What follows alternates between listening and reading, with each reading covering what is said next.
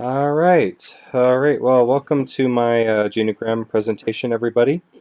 I actually really enjoyed this assignment because it was really cool to just kind of see the dynamics of my family and kind of how everything plays out. And I think that's the really cool thing about a genogram. It just kind of lays out everything for a family, like who they are, how they interact with each other. So yeah, this was a great assignment. All right, so I guess kind of going along with the first thing here is trends. Well, of course, the first thing that I kind of saw with trends in my family was that of divorce. Um, so, for example, we've got my dad's side of the family here. He's got his brother Mike and my uncle and then my aunt Jenny. So the thing is that my uncle Mike, he's actually been divorced twice. I didn't bother putting his first wife on here because they were only married for a few months, so I just didn't think it was really that important because it was only a few months and they never saw each other again. But then his second wife, my aunt Heather, they got married and then they had a few kids here. My cousins, they had 5 kids. And then later on, I think about 10 years ago, unfortunately they got divorced. And a couple of years ago, my uncle found his current wife, Aubrey, and they've been married for a couple years. So there's that, and then we've got my mom's side of the family here. We've got my Uncle Brett and my Aunt Lori. Of course, my Uncle Brett he never got divorced. My Aunt Lori was his first wife, his first marriage, and his only marriage. But she was actually married to someone else. I didn't put the name on there because I don't even know the guy. So it just never really came up. But with him, she had 2 daughters, or they had 2 daughters, Megan and Carrie. And yeah, and I guess kind of that trend of divorce actually followed because Megan, she never got married to this one guy here, but they did have a kid together and they did see each other for a long time. And then all of a sudden, shortly after my cousin Kasten was born, he just kind of decided to get out of the picture, which is why I put this cutoff here because yeah, they're totally cut off. I don't even know if he has any communication with his son Kasten. So yeah, that's just how that is. And then recently, my cousin Carrie, she actually got divorced to her husband Cody. They were married for about 8 or 9 years, and then I guess she found out that he had been unfaithful. So they decided to get divorced there, and they had their 2 children. And then the trend of that continues because we've got my Aunt Allison over here. She was married to her first husband, and then just after many years, they just decided to get divorced because just things weren't working out between them. But they did have one daughter, my cousin Paige, and yeah, so then they got divorced, and then about a year or two later, she met my new uncle Darren. Then they got married, and he came from a previous marriage as well, but he didn't get divorced. His first wife, she actually passed away, so that's kind of a different situation there. And then, of course, my uncle, my previous uncle, my aunt's ex-husband, he actually passed away a few years ago as well. So let's see here. So yes, that's just kind of like one of the big trends that I saw. It's not a very positive one, but that's definitely something that I saw. Let's see, what else do we have here? Another trend that I saw with my family was just kind of the amount of kids that everybody had. We've got my, going back to my Uncle Mike here. He had 5 children with his previous wife. And then my parents, had us. I have one brother and then 3 other sisters, so quite a bit of children there. And of course we've got my wife Jessica, and of course my sister-in-law Martha, who's married to my brother. And then yeah, and then even on my mom's even on my mom's side of the family, she has 2 brothers and 3 other sisters. So just kind of that trend that might looks like it actually was passed down to have quite a few kids. But of course that didn't exactly follow with her siblings because My Uncle Brett with his wife, they only had one kid, my cousin Bradford, and then my Aunt Stephanie, Uncle Jeremy, they only had three kids, and of course my Aunt Allison, they only had one child. And so far, my Uncle James and Aunt Cassie, they've only had one child as well. So far, we think they might have a couple more kids. But then my new Uncle Darren, he brought from his family, from his previous marriage, he had a couple of kids there as well. So just kind of even that integrated trend, I guess you could say. And another thing that I noticed as well is, as you can see here, there are a lot more girls in the family than there are boys. It was kind of something that growing up I thought was a little unfair, just because I have a lot of girl cousins on this side, and of course I already had three sisters, and then of course a lot of girl cousins on this side as well. But it was a little bit more fair because I had my cousin Bradford and my cousin Stetson, they were closer to my age, so that kind of made up for it. And let's see here, okay, and it was kind of interesting how much this genogram surprised me, because since this genogram kind of helped me look closer into my family, it kind of made me realize like how many changes have been in my family in the past year. For example, we have my wife and I got married a little over a year ago, and then we actually just had a baby boy a few months ago. Mark, our son. And of course, my brother and my sister-in-law Martha, they got married back in August. We also have my cousin Maddie and my new cousin Porter. They also got married just this last summer. And of course, kind of going back to divorces, just this last August, my cousin Carrie and her husband Cody, they got divorced. That was something there. And not only marriages, but we also see the birth of children. Kind of going back to my son Mark here, and let's see who else. Oh yeah, and then of course my cousin Bradford and his wife Camille. They had a daughter.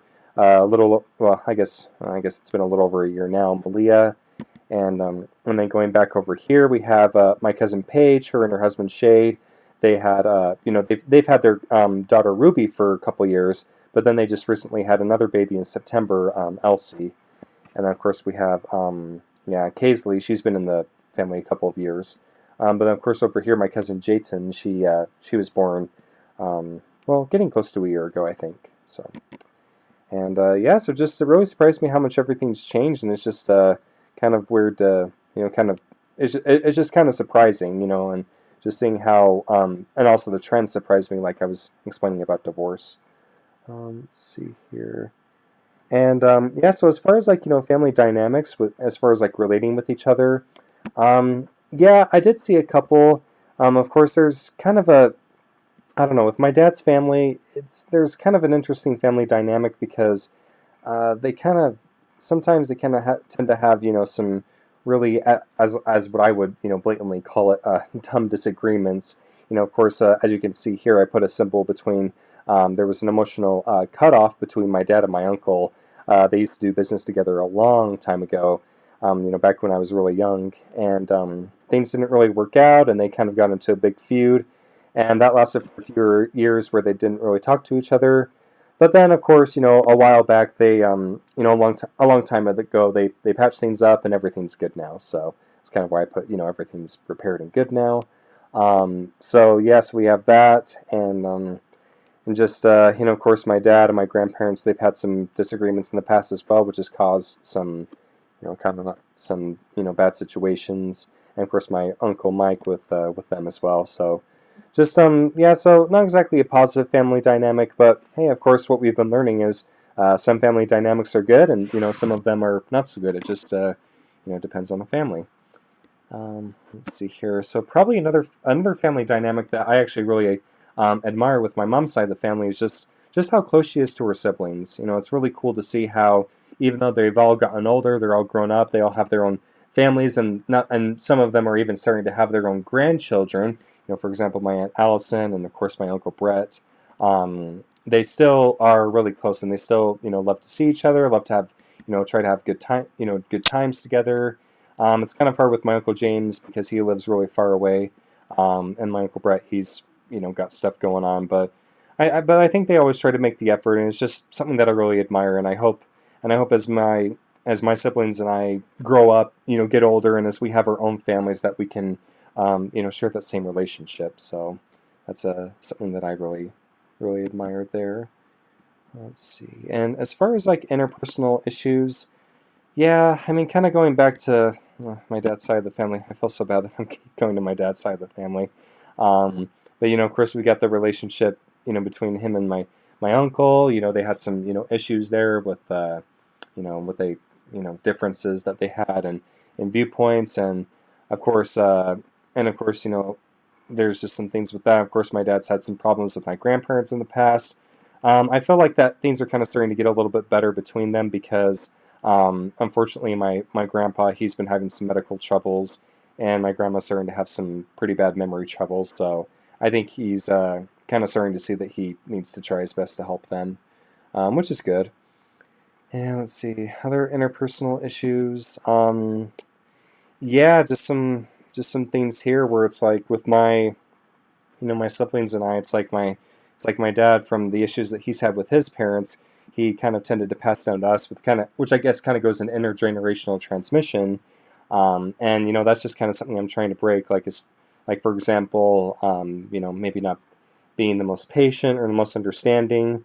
I feel like growing up with my dad and his dad, yeah, my grandpa, he wasn't always the nicest or most patient guy ever. So that kind of had an effect on my dad and as well as my uncle, and I think they kind of passed it down to us, and that's just something that I'm trying to get better at. I kind of find myself to be a little ill-tempered and impatient, so I'm trying to break that intergenerational transmission, excuse me.